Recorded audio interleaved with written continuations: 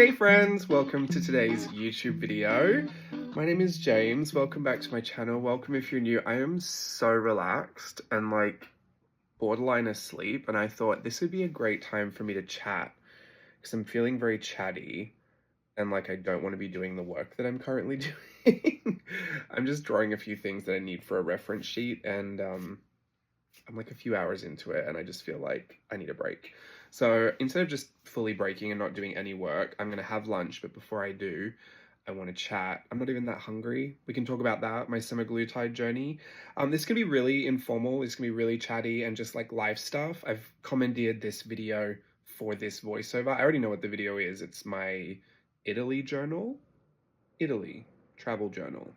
It is a Prada, thank you, Will. A Prada traveler's notebook insert that was a gift.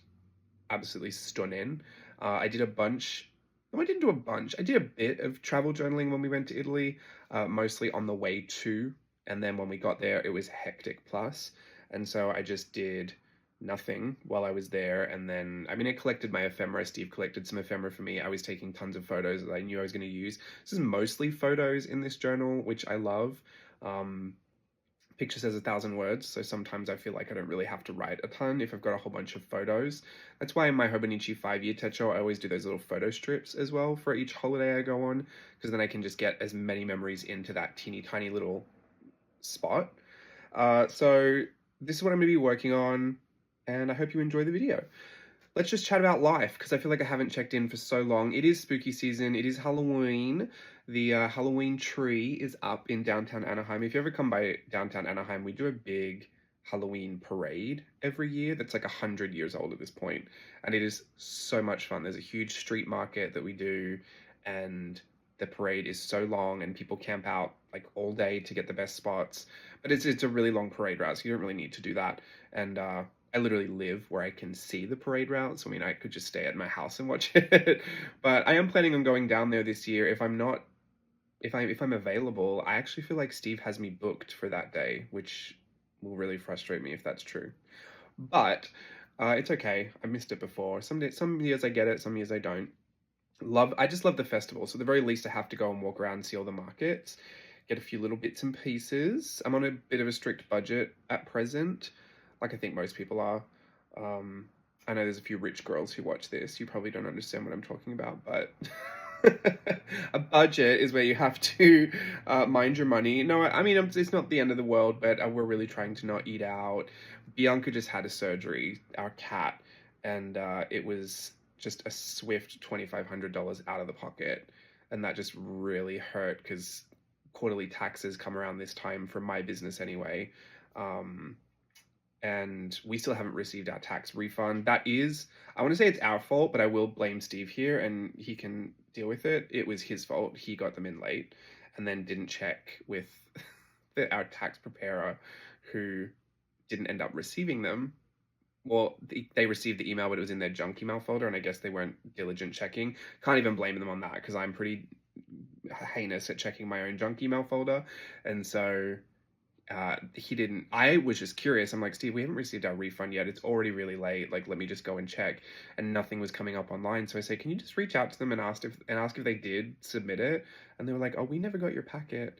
So that was months after I thought it was submitted. So it's all good now. It's all fine. It's all happening. But you know, sometimes I'll just recycle the tax refund right back into my quarterly taxes. And that's definitely not helped at this point. You love when I talk about taxes. I know, I can hear it. You're clanking on the keyboard. Thank you so much for bringing taxes back as a topic of conversation. We've missed that from you, James. No, I get it. I hate taxes, but it's a necessary evil. And honestly, sometimes I remind myself that it is obviously a good sign of good things happening if you owe taxes. You're making money. So be happy and thankful for that. Everything else is going actually fine. I'm really happy with where we're at. I was thinking the other day, like maybe I wanted to decorate the house a little bit more Halloween, because we've got 0.0 Halloween decorations up, and it's a pretty big thing that we celebrate around here. So I thought, well, I should get into it, and have not done a thing. I went to a friend's house who had a lot of Halloween decorations up, and I was like, this is what I mean, like fall things. Theirs was a lot more Halloween-y, but I thought maybe we could at least just put, I don't know, something pumpkin-y up. but I'm just so into Christmas. And if I had it my way, Christmas would be up right now. My mum's Christmas is up. It's been up for a week. So I would have my Christmas up.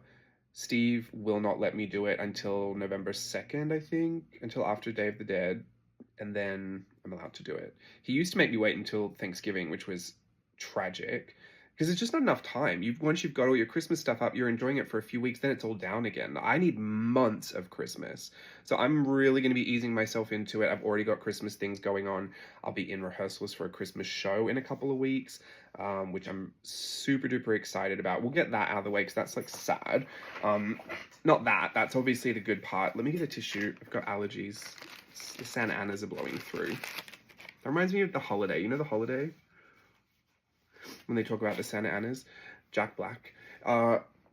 So the sad part for me, and I've been trying to keep this off of my YouTube and off of my social media, only because I've done it before. I don't think I was trying to hide it.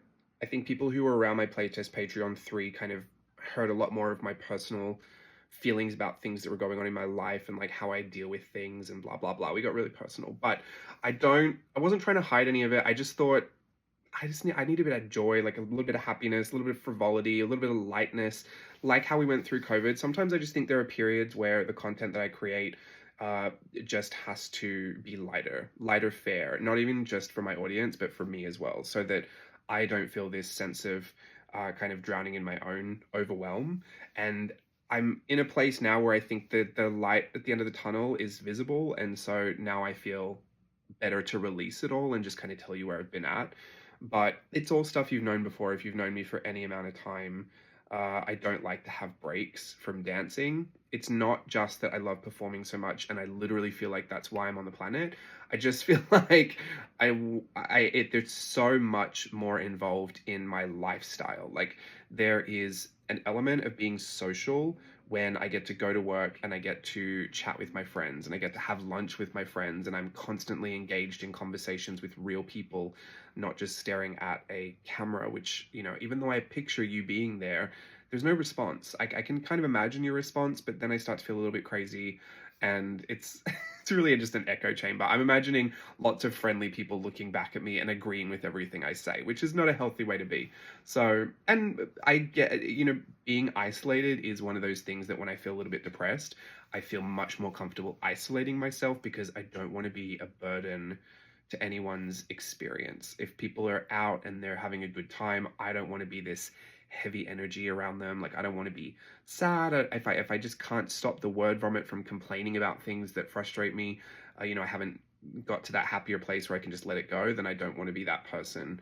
So I just tend to isolate myself a lot. And I've got a lot of good friends that, you know, will still invite me out irrespective and don't get mad when I say no. And, you know, I think I'm a little bit known for being non-committal. I've always kind of been that way, even if I'm not depressed.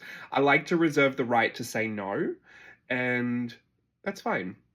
But it has been, I have been isolating myself a little bit too much, I would say. So I've been making more of an effort to go and see friends. But when I'm employed and performing, you know, it's just built into the job. You are a part of a group, you're a part of a team, you are together. Like you're going to have to talk to people. I mean, you don't have to, but it's going to be a wild experience if you found yourself not talking to anyone throughout the entire day. So there's that factor. Also, you know, lifestyle wise, I get into a really kind of regimented pattern of eating and working because I dive so deep into all of my work when I have these periods of like where I'm not performing. And that can also be a really unhealthy coping mechanism for me. I get this sense to like achieve a lot because I feel like I'm missing something that I really, really want. And so I try to compensate with my journaling. And then I get really unhealthy with my ideas about what I need to do and how I need to do it. And I just go further and further and further. And I like burn myself out. I exhaust myself trying to achieve something that is so irrelevant. It's not going to fix what I'm actually trying to fix. And it's one of those things that I think a lot of people do, like when they get a little sad or they get a little overwhelmed, they throw themselves into their work and they just kind of disappear into it. So that's just not healthy for me to feel like I need to go and do all these things that I don't really need to do. And achieve all these things that I don't really need to achieve. You know, when I'm when I'm performing, they're not even on my mind. It's like you know, I don't have any of this achievement complex that I do when I'm suddenly not performing. So, and it's been since August. Like the last performance I had was in August. So August, September, October, it's like 3 months. That's a quarter of a year. I know it doesn't sound like a lot, but I don't want 3 days where I don't perform. Like it's just something I feel like I have to do. I can't explain it. It feels so in my bones. It is for all those other reasons, you know, the lifestyle thing, it keeps me active. And when I'm at the desk and I'm working and I can be here from morning till night, now with my semaglutide where I don't barely eat, I feel like it's even longer. Like I'm not even taking my lunch breaks outside, which I'm forcing myself to do. I don't see the sun. Like I don't go out in the daytime hours. I try to go for walks every now and again, but that has been so bad. You can literally see all over my planner where all my health effort stars were. You can see the incredible drop off that I've had from any kind of health effort. No walking, no Zumba, no dancing, no weights, even though I barely did that. Definitely no trampolining, which I could go and do. I do love that. I should do that.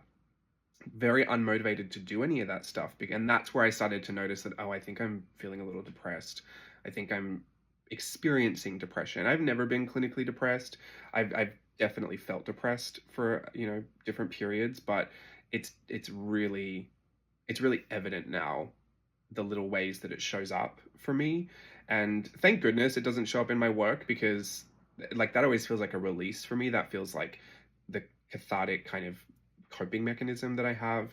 You know, there are some unhealthy factors that go into it, like that achievement complex, but also like the journaling feels good. It is a passion of mine to be creative, and because I feel like I'm not getting that creative outlet with dance, it really just funnels itself all into art journaling and everything I need to do there. So I like that spoke keeps turning, but it's the kind of self-care thing that stops. You know, I let my hair grow out to a point where I feel like it's scruffy. I don't clean up my beard, or I don't, you know, in my way run out of my facial cleanser. And I was like, it's fine, I'll just use a bar of soap. And I was like, no, I don't do that. It's fine. You can use soap if you use soap, but my skin will break out and then I'll start to pick at it, and then I'll be mad that I've, you know, attacked my face because I didn't keep my face clean. Like it's just weird things like that that just all seem to point to, oh, you're depressed and you're not coping properly.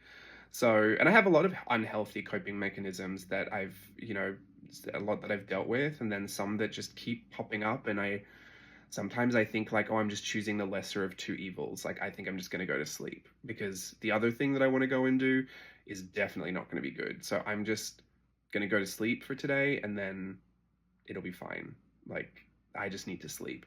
And I'll sleep for 7 hours just out of nowhere. And I'll have to busy my brain to a point where it's not thinking about all the things that I that are just weighing heavily on me, because my brain will just loop around. It will loop over and over and over and over again until I'm exhausted in my own head. I haven't even spoken a word to anyone. I'm feeling exhausted, and I will go onto my phone. I'll find content that will just turn my brain off, and I'll just fall asleep with my phone in my hand. And that feels like something I just have to do to stop my brain. That stream of consciousness art journaling, like I'll do that too, that kind of purge all of it out of my head, because it just feels like chaos in there. Um, and a lot of the times I'm thinking about things that are so hypothetical and so far-fetched, but that's just how I process information. I kind of have to figure out all the things that are happening, and then run every scenario, and then figure out what it's most likely to be, and then make my choice, and then I'll start again, because I'll be like, no, it's going to be something else. Because if there's a fix, I want to fix it. And this is the problem that I've had with dance recently, is that a lot of the fixes I can't fix. I can't give myself the job. Like, I can't be the casting director that gives me the job. So the only thing I could do was make myself an attractive choice. And this kind of leads into that semaglutide. Also, the other thing that performing really helps me with, like structured eating, structured work schedule. I'm a lot better with I say that, there were definitely times I wasn't good at it, but I'm generally better with making a more consistent schedule for myself. The socializing, it's also good for me to be able to turn my brain off. I know it sounds terrible, and if any of my employers are watching, I do use my brain at work, but when I go, I'm not thinking about my own business. I'm not thinking about my own decisions, my own mistakes, my own things that I have to be accountable for. When I'm at work and I'm performing, all I have to do is show up, put my face on, go perform, put my costume on. Like, that is so mindless to me. I don't have to make, I barely make one decision when I clock in. Like, it's all set up. It's all a process. I'm familiar with it. I know what to do. I feel confident doing it. And I can spend 6 to 8 hours or however long the shifts are, I can spend it free of myself, like away from any of my own responsibilities over here. And as grateful as I am for my own business and the fact that it will pay a lot of my bills and that I can enjoy the work that I do, like that's a miracle in and of itself, right? I do need a break from it. I do need a break from sometimes everything feeling like a decision I have to make and a decision that has to work. Like, I never feel like I can make a decision that is too risky or too much of a mistake, because then I think I won't be able to pay my rent and then I'll become homeless. And even though I don't think that's going to happen, that's one of those scenarios that my brain will process all the way through. And I will get to the point where I've been on Zillow looking for cheaper rentals because I'm like, well, if I make this mistake and this workshop doesn't do well and I can't afford the rent and we can't afford to live here anymore, like, where am I going to live? I'm going to go and look for somewhere else. And how will we get from point A to point B? Is it feasible for us to drive from here to get Steve to work? What's going to happen? Is it more gas? And I will do all of these calculations until I get to the point where I think, you're fine. Go for a walk. Like, get out of your head. Anyway, hopefully I'm not stressing you out, but I am just trying to give you a bit of context as to why it just is important for me. My whole sense of like identity, my identity is very wrapped up in performing, and that's not the greatest, but I've never been able to fix that one. But my lifestyle, I do need to be able to experience the benefits of what that all is. And it's just my passion. I can't help it. I wish I could. I told someone the other day, and I know I've mentioned it to you guys before, but one day I hope I will just wake up and have zero passion for it. Like, just don't want to perform anymore. Not that I can't, that would be terrible, but that I just don't want to. Like, it just doesn't matter as much anymore. I wish that it would just, and I don't even want to because I really do love it, and like, that's so sad.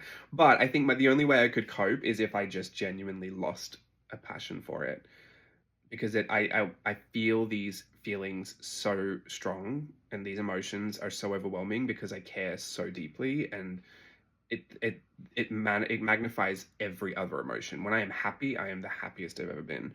When I'm sad, it is deeply depressing. When I'm irritated, it is so wildly aggravating. Like, it just amplifies everything, and it's good to care that strongly, I think. I would hate to be apathetic about life, and I think it shows that I do really care. So I'll take it, but it's a lot to cope with sometimes. I'm a lot to cope with. I know that. You don't need to tell me. I'm the only one that has to live with me. Feel sorry for Steve, I guess, or don't, because he's his own drama. You think I'm dramatic? You should hear Steve. Anyway, so I'll be starting rehearsals in a few weeks. So all that to say, all my problems will be gone, and that's legit true. My problems will just disappear. All these things I feel, I've watched them disappear. I watched them disappear this whole year. The last time I wasn't dancing was last year. I went from job to job to job to job since last Christmas, and it was not until August that I stopped. And it's magically when all these feelings came back. So I started my semaglutide journey then because I thought, well, if I'm not doing anything, then I can have all the side effects in the world. And I did want to see how I would fare on that particular drug. It is interesting. I don't feel hunger, but there are a lot of other side effects that you can experience. I don't experience a lot of them. I do get really nauseous a few days, like 2, maybe 3 days after I have my injection, and it's once weekly. So I'll do it on a Wednesday until Friday. I'm feeling like a little nauseous and headachy, really random headaches that just pop up. It's probably because I'm just not drinking enough water, because you have to hydrate. And then really wild acid reflux in the night sometimes. I notice that it's sugar related, so that's a good deterrent for me not eating sugar. And then I have some weird insomnia too. Like, I don't know if it's just bad sleep patterns, but it does feel really targeted to Wednesday, Thursday. Like, as soon as I've had the jab, the skinny jab, it's a couple of days of just weird sleep. And then I'm fine. And then this last dose, I've noticed that closer to like Monday, Tuesday, I won't get feelings of hunger, but I do end up eating a bit more when it's time to have the jab, again. So I don't know about that because I'm really not feeling hungry. I actually did mention this to someone the other day. The only reason I say someone is because you don't know these people, but I was talking to someone and I was like, um, my desire to eat recently has been emotionally fueled. And this is another one of those coping mechanisms that I don't like. But I will eat every feeling. I'll eat because I'm happy. I'll eat because I'm bored. I'll eat because I'm angry. I'll eat because I'm stressed. I'll eat because I'm excited. Like everything is just, there's a nibble for everything. So, and I don't eat a ton. Like I don't have a binge eating disorder or anything, which is thankful because I can't even imagine how that would be difficult, how difficult that would be to deal with, because you've got this hunger cue that doesn't come up anymore, but there's still a very mental side to eating. Like I noticed when we were out, if Steve and I were out, it'd always be, oh, maybe I'll just get like a cheeseburger on the way home, or can I just have some nuggets, or let's get a vanilla ice cream cone or something from McDonald's. They're all McDonald's things. But it was mostly because if we were out at night and then we were coming home, McDonald's was on the way home, so it just felt like just stop in and get something, and then that'll satisfy whatever little craving I might have at night. So that's like a weird, I would say social. It's like a weird pattern of behavior that we have. And just because I don't feel hungry doesn't mean I don't still have those weird patterns. It just means that I'm not motivated by hunger to ask for that thing. But Steve will sometimes say like, oh, are you hungry? And I'll be like, oh, no, I don't know, we were coming back from the movies. I thought we should just get an ice cream. And I will still sometimes have those treats because you're allowed to eat treats. But yeah, and I don't eat as much. So anyway, I've lost weight. The lady that gives me the jab, she gives them to me. I do them at home. You get a little bit of a discount if you do them yourself. And since I have all those blood thinner injection experiences after my accident, I felt like it was fine. Uh, I don't want to out her, but the first time I went back to get weighed, she was upset that I didn't lose as much as she had expected. And that has really done my head in. I think it was really inappropriate for her to say that. Like, her expectations on my weight loss were not something I asked for. She can expect whatever she wants, but I'm not a before and after model for her. I don't know who this lady is. Like, I can appreciate that she maybe wants that for me, but I think much like my old casting directors wanted me to be a certain way and they cared more than I did, it felt very much like that. Like, why are you invested that way? That's a little weird. Like, I'm not unhappy and now suddenly am I supposed to feel unhappy with you? Like, should I feel bad about myself for this? Because she has said that I ran into her husband and he said he lost something like 23 pounds in 3 weeks, which I think is nuts. But if you lose too much weight too quickly, you lose a ton from your face. I already have quite a severe looking face when I don't have a lot of weight on me. And then you can get really loose skin. And I just didn't want any of that. I was like, I'm happy to go at a slow pace. I haven't got anything booked for months. I'm allowed to be the weight that I am. Like, I'm not looking for some quick fix. I just wanted to see how this would work, see what I was like, if I could regulate my eating patterns a little bit more and understand all that, and then just see what this semaglutide was all about. Like, honestly, I was just curious. And I'm happy with it. And the weight for me has never been a huge factor because I've weighed more and looked like I weighed less, and then I've weighed less and looked heavier. For me, yes, it's vanity, it's visual. I just, if I look skinnier, that's what I care about. I don't care what that number says on the scale. So that scale is fluctuating like crazy, but I am smaller. All my clothes are not fitting properly anymore, and I have lost significant mass, like size, and my body shape is changing since the semaglutide shots in a way that I don't think would have happened if I wasn't on them. There is something interesting about it being some hormonal thing. Like, I think there is parts of the weight loss that you experience on those jabs that maybe isn't so normal to experience if you're just dieting properly and going to the gym. Like, you definitely have results that way, but this is interesting because I haven't really been doing any physical exercise, and I'm losing weight in a way that I wouldn't have expected. It's not a typical way that I would lose it, and I'm happy with it. I think I'll maybe do one more round. I can't imagine wanting to feel nauseous while I'm in rehearsals, so I think this might be the last 4-week round for me. I want to get to 200 pounds. That's my like magic number. Um, Again, all of this was curiosity, and just so I wanted to lose weight. I've been going natural for so long, so I was really happy to keep going, but I just wanted that boost towards the end to get to 200 because I wanted to make sure that I didn't have any issues with casting in the future. And I just applied for my equity card, which should be approved at some point. And then I want to go out to these auditions, and I just don't want them to look at me and think, oh, how do we get around his size? Or, oh, we don't have a costume for that body shape. Or, oh, he just doesn't look like everybody else in the cast. It's going to stand out too much. So I don't want that issue anymore. Period, point blank. It is what it is. It's so much of this has never felt too personal for me, in the sense that like it had anything to do with my confidence or my body confidence or how I thought I was valuable as a person. Like, none of that. It was so driven by employment, gainful employment, that it's almost a joke how much I have tried to do to make myself marketable to casting directors, especially because even when you get thinner, there's still that subjective opinion about like, well, I just don't like the way he dances, or I just don't like how he's too tall, or he's just, no, I don't like him. So I just need to know I've done everything I can do, and the world has changed, but it is still not, it's not equitable in the sense that my opportunities are the same, larger as they are thinner. They're just not. My opportunities are far greater, smaller. So that's what I chose. And sometimes I feel a bit like a traitor, because I did come back into dancing plus size, and then now I feel I'm a little bit more mid size, and now I'm working towards being what used to be normal. I don't know if we say what's normal anymore, but common. I would say it's still pretty common, pretty average. I would actually never be what is average, because the average for a male now is so skinny, like size 30 pant tops, and I have never been a 30. Like, I was 14 and I was not a size 30 pant. So I'm still always going to be a bit bigger than everybody, but not in a way that makes them feel like it's difficult to cast me at an audition. Speaking of, I am applying for other opportunities that might put me back out on a contract, very specifically cruise line.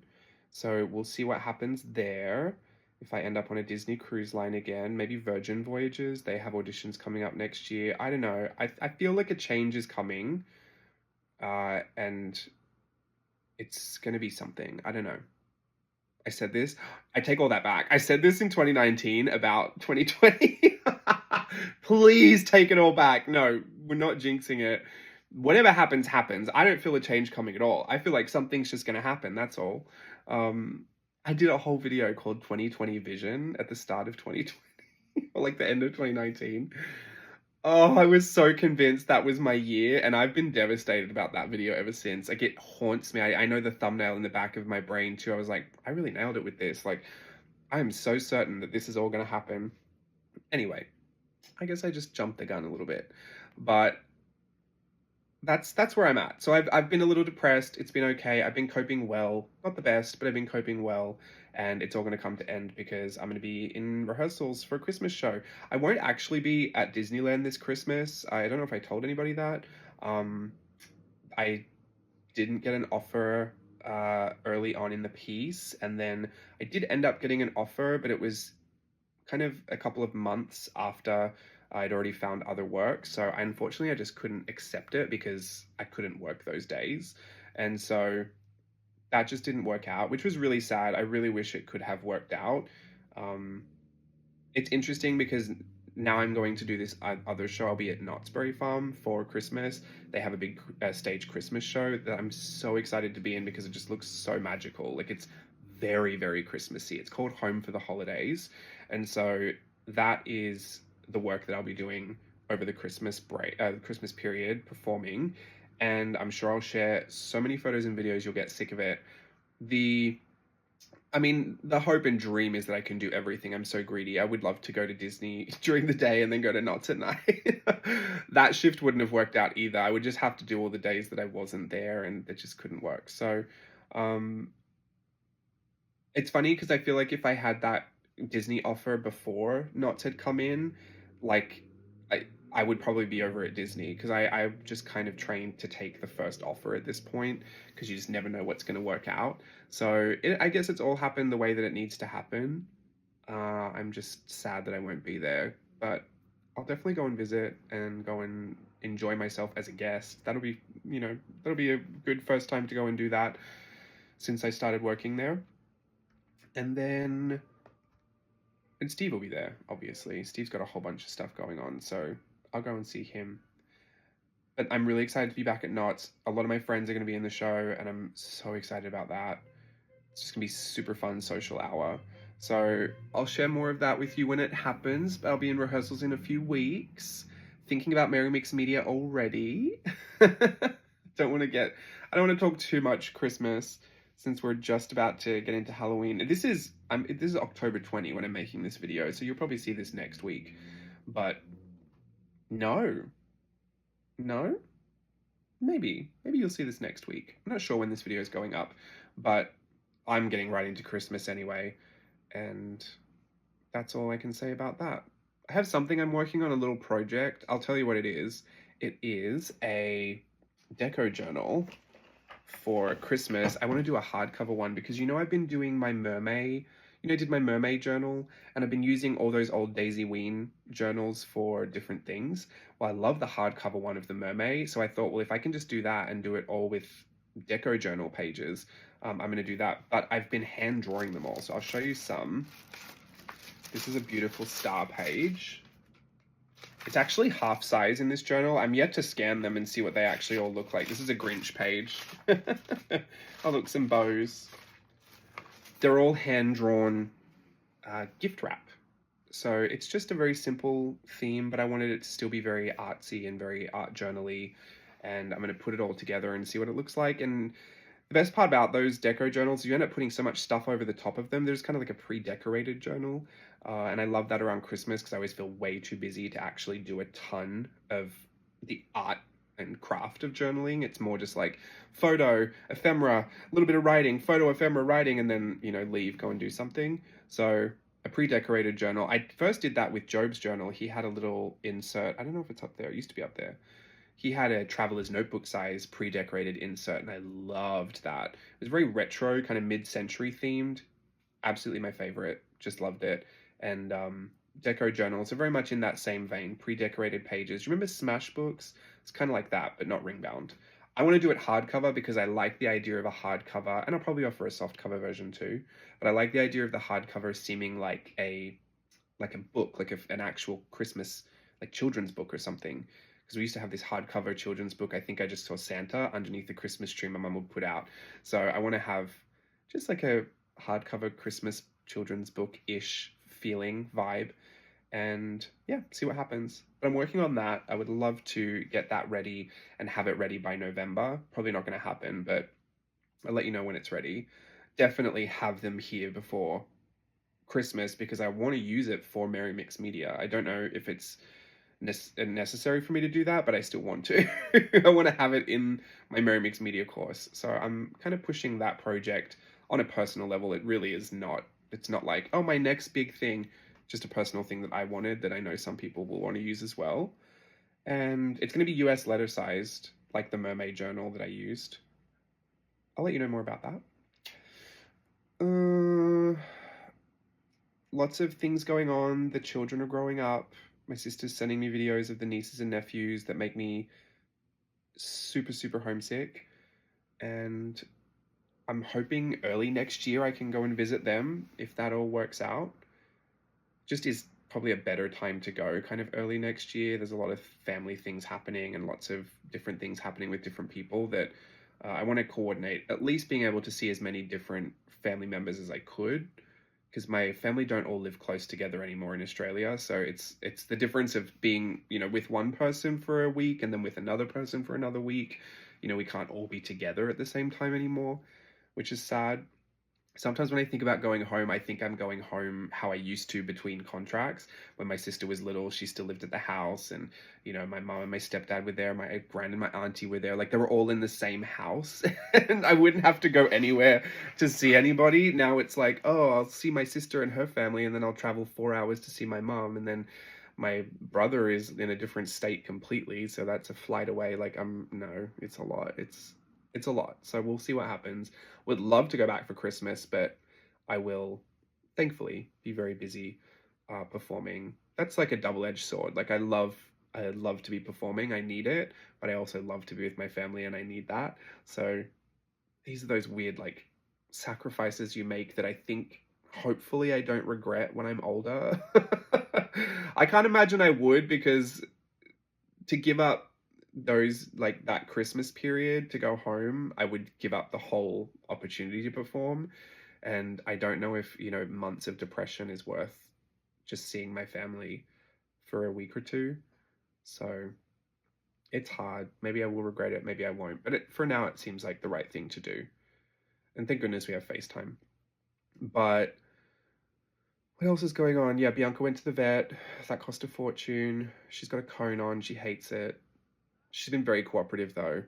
Poor thing. She's so feisty. And then as soon as she had this operation, she experienced anesthesia.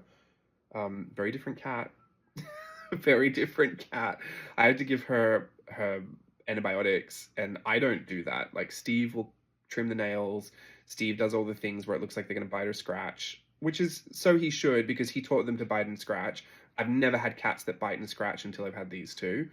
And Bianca's teeth are so sharp, and her nails can get so sharp. So I was like, I'm not interested. And we didn't like each other. When we first met, Bianca and I did not like each other.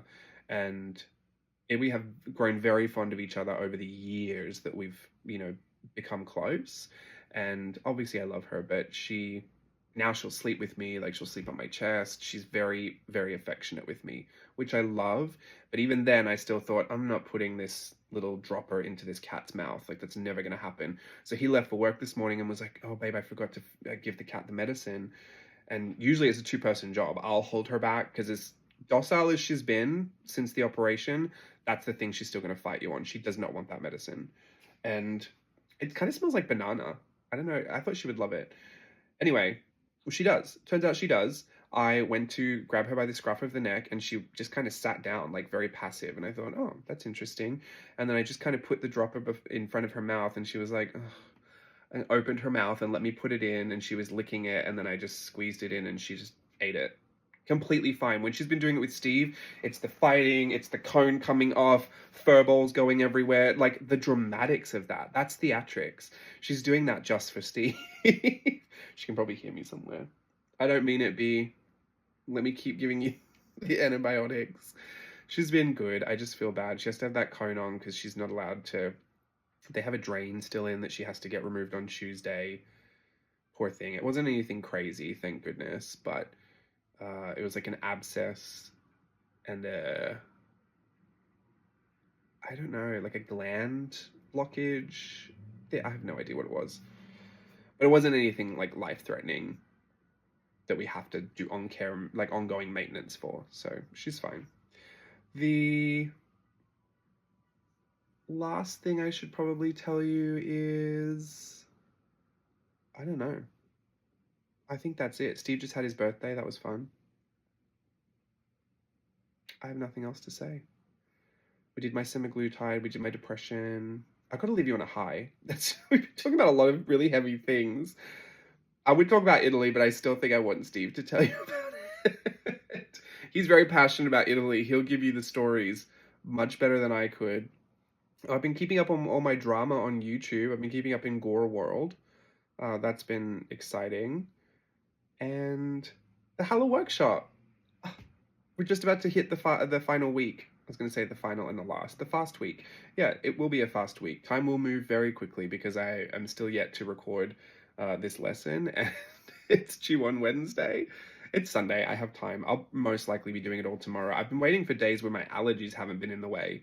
And today is actually a good day. I'm just completely unmotivated to film, uh, which doesn't make sense because I just chatted to you for 40 minutes, but this was casual. My thinking brain is kind of half off today. So I'm going to finish up the Hello workshop. It has been really good. I'm very happy with how it went. I think my expectations were a little high in the beginning, and I had certain uh, goals, like numerical goals that I was hoping to hit that I didn't meet. Honestly, it doesn't all work out that way all the time, which is unfortunate. I tend to take those things a little bit hard. I think I can be really hard on myself that way, but I did all I could. So I'm always easy to let it go if I know I've done my best. I did my best. I delivered what I said I would deliver. I'm very happy with what I've done. So I take that as a successful effort. Maybe my expectations were a little too high, but this is the first time I've done a course this way where we've kind of dripped the content out week over week. So we spent 7 weeks together, but really it's kind of self-study over 7 weeks. And so I'm curious. I'm curious to know if it's something that I tried in a different season or if it was a different theme. You never really quite know what the thing was that made this many people join this time and this many people join that time. You just never really know. Even with my virtual voyage workshops, the difference in attendance can be completely skewed, depending on the time of year, the topic, the hours that I actually have the live stream at, like what times of the day. All these variables keep changing. And so I will be honest, I never really know what makes something successful or not. I just kind of always cross my fingers and hope that if I do a great job, that it will be. But I did expect a little bit more, and I'm just letting you know that because that's just part of letting how I am and how I feel about everything. But I am very proud of it. I'm very proud of the work, and I love seeing what people came up with. I do think even though I touted it as a very finishable course, I think this time of year people get a lot busier. This is why I stray away from doing any Christmas themed workshops, because even if people feel like they want to do it and join in, there's usually not enough time for people to do anything, myself included. So that's why Merry Mixed Media always feels like the right thing, because it's free. There's no money you've wasted if you haven't done anything. Wasted is relative, but I consider that if you don't do any of it, it might be a bit of a waste. But Merry Mixed Media, you can just join and have a good time and do as much as you want, and there's just no pressure. So that's why I always kind of like that being the free thing that I offer at the end of the year. And I'm looking forward to putting that together because I did have a good time with this Hello workshop. I think it was paced really well for me to be able to do something, in the sense that a lot of my other workshops have to be fully complete before I do them. Virtual Voyage is half that way. It should be mostly complete. The structure should be done. Most of the content should be chosen. A lot of it should be finished before I even press launch, because I just can't keep up. Like it happens so quickly, day over day over day. And if something goes wrong and that snowball hits, like I just can't. It's an avalanche and I'm buried under. But for this, it was, a few lessons a week. It was paced out over a week. I had the week to prepare the next thing. I could change things if I wanted to. I did change some lessons because I felt like it was just better. And yeah, this felt very doable for me, in the sense that if there were ever a topic that I wanted to cover that didn't need to be so in depth, that didn't need to be structured a certain way, it was just a fun theme, a fun season, a fun vibe to go with, that I could just choose a certain amount of weeks and just host it, just run it, press record, press play, and then just start. Like it doesn't always have to be, the virtual voyage. It doesn't always have to be the whimsical illustration, make sure all these points are hit and you do this chronologically, and this is, there can just be these fun weekly type things. So I'm excited to put it in the rotation of options that I have for workshops. It probably won't be the next one that I do, but I'm still working on what I want to do for Virtual Voyage 10. I built it up so big in my mind now that I can't figure anything out. It has to be too grand, and I'm like overwhelmed myself with opportunities. So that's that. I have said yes to a few more things that are not even jlbCREATIVE. They're other people, things that you'll see next year, or I guess whenever they decide to announce them. I can't announce those things, but I am still doing that. So you'll see me pop up in other places too. I'm in a bit of a yes period. So if anyone is asking me to do things, I'm in a bit of a like say yes to everything kind of space within reason. I still say no a lot. I have to. Remember, I need my right to say no and to refuse. Oh, I saw The Wild Robot. Has anyone seen that?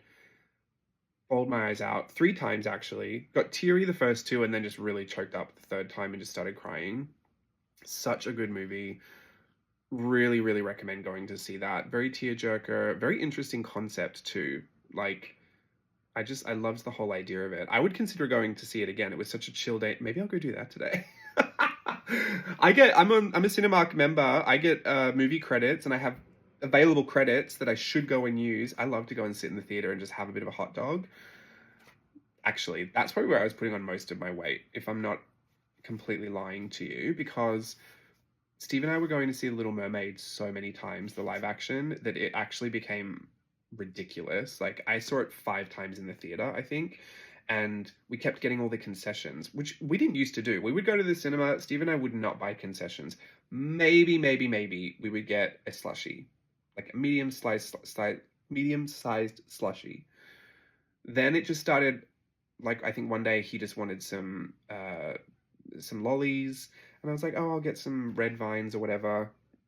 And then I got a little bucket of popcorn. I used to get a bigger one, but then I started getting the kids size because that was really actually all I could eat before I felt sick. And then they got rid of the kids size, so now I just get a small. But then I was like, oh, one day we went without dinner. Sometimes we would do dinner before then a movie.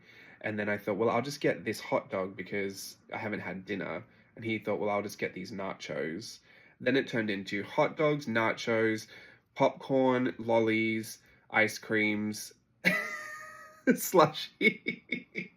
You should see us. We couldn't even fit the stuff on our little tables. And these are like really bougie cinemas now. This the Cinemark one, it's like a gold class. What I used to remember as gold class as a kid, that's like standard for the theater that we go into now. The seats recline, they're heated, they have those tables that are in front. So it is such an experience. I really feel like going right now. I should go. I don't know if I want to watch it alone though. I'll see if a friend wants to go watch. Steve's at work. Well, I should do this work too. I'm happy to do anything right now. I think just chatting with you for an hour has made me just really chill and happy. But yeah, I saw The Wild Robot, ate my concessions. I can barely eat any anymore. So that's why I know the semaglutide really is working. Because even when I have the desire to eat through the the semaglutide, I can't eat much. Like, I can't stomach much. I think my stomach has shrunk. I think it's just teeny tiny at this point. I think it's as big as this sharpener. It's just such a tiny stomach.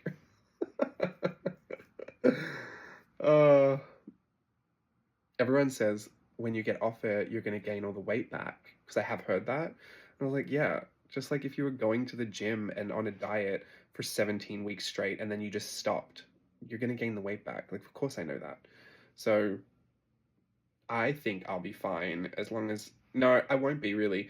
But when I'm dancing, that's what I mean. Like, I think I just have to have that overlap where I've have a few, nauseous, headachy days in rehearsals or whatever, see if I can handle that.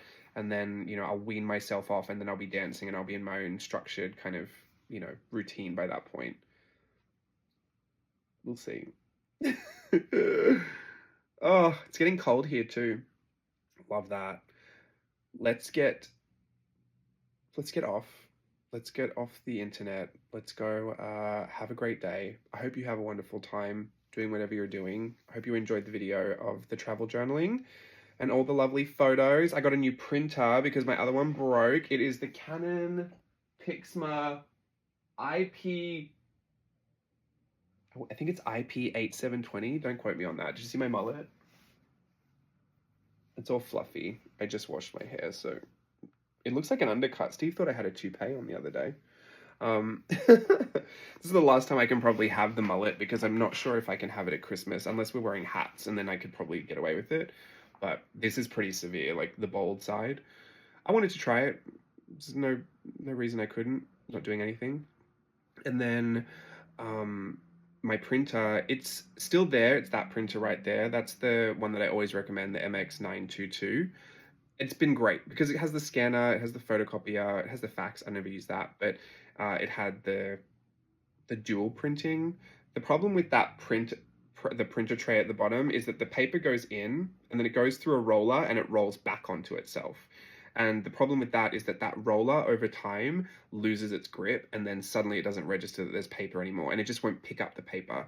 It happened to the last printer I had as well. I want to say it's because it kept picking up the glossy paper, and that is such a thick, durable, like it's a pretty durable backing, and I think it just keeps ruining those roller heads.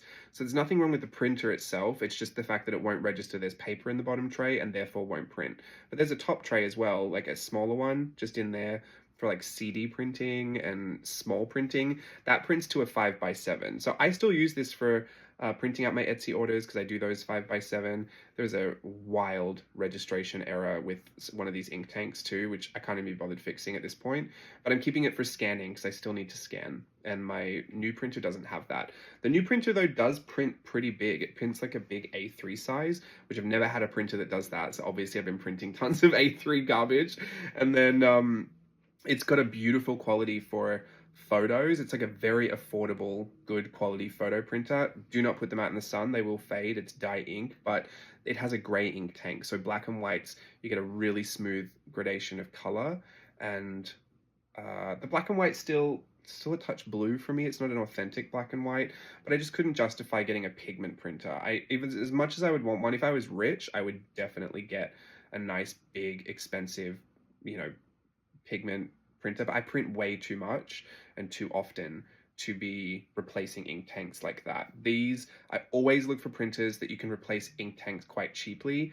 These ones, it's a little bit more expensive, especially with that extra gray tank, but it's manageable for me. The cost per print will be manageable, and yeah, that's all I can say about that. A printer is a necessity for how I work, and even though over hundreds of years these journals will probably have a few faded photos in them, that's not my problem.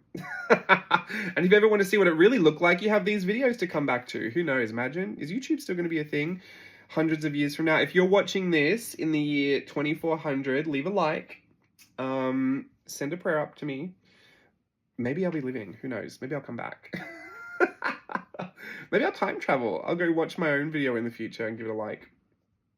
I'm going loopy. I'm clearly losing it. Let me go eat lunch, see if I want to take myself to the movies or find a friend, or just keep working. I'm having a good time drawing. I wanted to chat. And now I've chatted. Have a great day, everyone. I'll see you soon.